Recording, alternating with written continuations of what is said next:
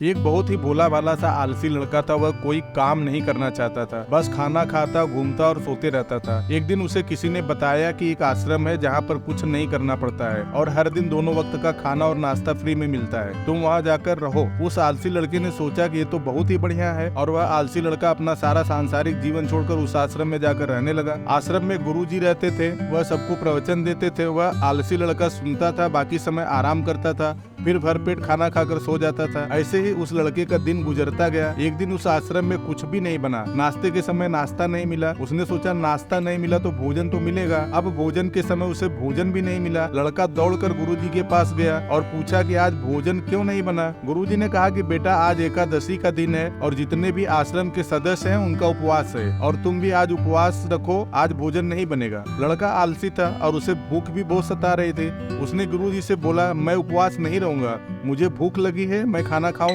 गुरुजी ने बोला ठीक है, जाओ भंडारे में से सामान लेकर आओ और आश्रम के बाहर कहीं ले जाकर बना लो, लेकिन याद रखना भोजन बनाने के बाद सबसे पहला भोग भगवान को लगाना, फिर तुम खाना। वह लड़का बोला ठीक है और फिर अनाज लेकर नदी के पास पहुंचा। भोजन पकाने लगा, खाना तैयार हुआ। उसके बाद कहने लगा कि भगवान श्री राम आइए, पधारिए और भोग लगाइए। अब जब उसे लगा कि भगवान तो आ नहीं रहे हैं तो फिर कहने लगा मुझे मालूम है आपको तो अच्छा खाने की आदत है, मैं नहीं बना पाया और मुझे अच्छा भोजन बनाने आता भी नहीं, लेकिन जो भी रूखा सूखा बना है आकर प्रेम से खा लीजिए। प्रभु राम उसकी सरलता पर बहुत ही प्रसन्न हुए और उस लड़के को दर्शन दिए। उसने देखा कि भगवान श्री राम आए हुए हैं और उनके साथ में माता सीता भी आई हुई है, लेकिन लड़के ने सिर्फ दो लोगों के लिए ही भोजन बनाया था, एक अपने लिए और दूसरा भगवान के लिए। और अब क्योंकि भगवान के साथ माता सीता भी आई हुई है तो उसने उस भोजन को माता सीता और भगवान श्री राम के सामने ग्रहण करने के लिए परोस दिया। भगवान श्री राम और माता सीता ने भोजन ग्रहण किया और उसके बाद जब वह जाने लगे तो बोला सा आलसी लड़का बोला प्रभु आप आए, दर्शन दिए, बहुत अच्छा लगा, मुझे खाने को कुछ नहीं मिला, लेकिन कोई बात नहीं है, आगे आपसे एक विनती है कि अगली बार जब आप आएंगे तो कितने लोग आएंगे ये कृपया बता दीजिएगा ताकि मैं उतने लोगों के लिए भोजन बनाकर रख सकूं। भगवान श्री राम मन ही मन मुस्कुराए और फिर अंतर ध्यान हो गए। लड़का वापस आश्रम आया, दिन बीतता गया और फिर एकादशी का दिन आया और इस बार उसने 3-4 लोगों के लिए अनाज लेकर बाहर खाना बनाने के लिए नदी के किनारे जा पहुंचा और बड़े ही प्रसन्नता से भोजन बनाया और इंतजार करने लगा कि प्रभु आइए और भोग लगाइए। इस बार लड़का देखता है कि भगवान श्री राम पूरा राम दरबार लेकर ही पहुंच चुके हैं, जैसे माता सीता, लक्ष्मण, भरत, हनुमान और सभी लोग साथ आए हैं। लड़के ने तो 3-4 लोगों के लिए ही भोजन बनाया था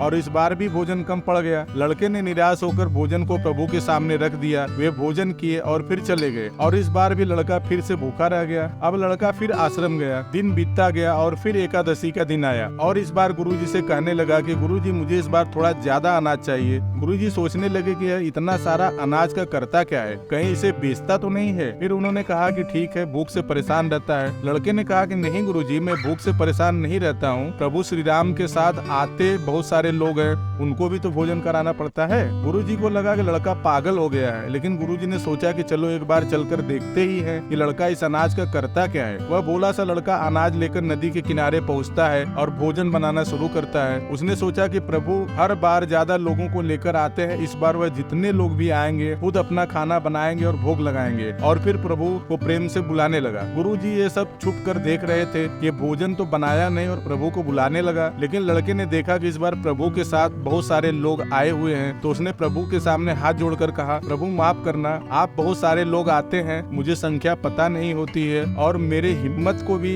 इतना ताकत नहीं कि मैं इतने सारे लोगों को भोजन बना सकूं। आप स्वयं आइए, भोजन बनाइए, खाइए और भोग लगाइए। भगवान मुस्कुराते हैं और अपने साथ साथ सभी लोगों के साथ मिलकर भोजन बनाते हैं। गुरुजी ये सब छुप कर देखते हैं और फिर लड़के के पास आकर कहते हैं कि तुम ये क्या कर रहे हो। लड़का कहता है कि गुरुजी आपको दिखाई नहीं दे रहा है, भगवान श्री राम पधार चुके हैं, उनके साथ में माता सीता, हनुमान जी और भी बहुत सारे लोग आए हैं और भोजन पक रहा है। गुरुजी ने बोला कि ये तो पागल हो गया है, मुझे तो कोई दिखे ही नहीं रहा है। लड़का गुस्सा हो गया और बोला प्रभु आप ये क्या कर रहे हैं, एक तो मुझे भूखा रखा है और दूसरा गुरुजी को दर्शन नहीं दे रहे हो, मुझे लोग पागल समझ रहे हैं, कृपया करके गुरुजी को दिख जाओ आप। भगवान बोले नहीं, मैं इन्हें नहीं दिख सकता। लड़का बोला क्यों नहीं दिख सकते, मेरे गुरुजी तो बहुत महान है, बड़े ज्ञानी है, ज्ञाता है। भगवान बोले हाँ ज्ञानी है और ज्ञाता भी है, लेकिन तुम्हारी तरह सरल नहीं है, जो सरलता तुम में है वो गुरुजी में नहीं है। लड़के ने ये बात गुरुजी को बताई। भगवान श्री राम कह रहे हैं कि आप में सरलता नहीं है, आप मेरी तरह सरल नहीं है, इसलिए आपको नहीं दिख सकते। गुरुजी की आंखें नम हो गई और वे रोने लगे और बोले कि बिल्कुल सही कहते हो बेटा, मेरे अंदर तुम्हारी जितनी सरलता सरलता नहीं है और फिर माफी मांगने लगे। फिर भगवान ने गुरुजी को भी दर्शन दिया और वापस चले गए। दोस्तों, ये कहानी हमें यही सिखाती है कि जीवन में सरल होना भी सबसे जरूरी है। जितने सरल बने रहेंगे उतना जीवन में आगे बढ़ते चले जाएंगे। जब आप सरल होते हैं तो आप खुद भी मुस्कुराते हैं और दूसरों को भी मुस्कुराने की वजह देते हैं।